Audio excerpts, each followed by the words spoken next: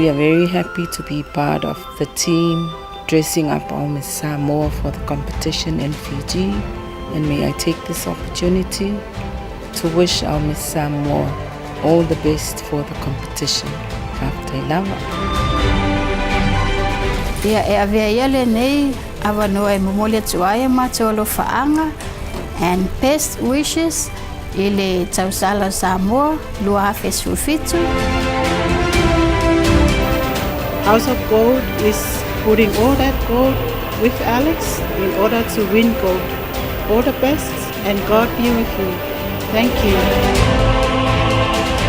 Mātou te talo lava i le atua i e whapena o nā anga lele i ate oi lo whamoimoe. Ia mal whamoimoe le atu no mal tau wahanga pe le a whapena nā lot i Ail Pasifika. Ia maua se tātou ai lele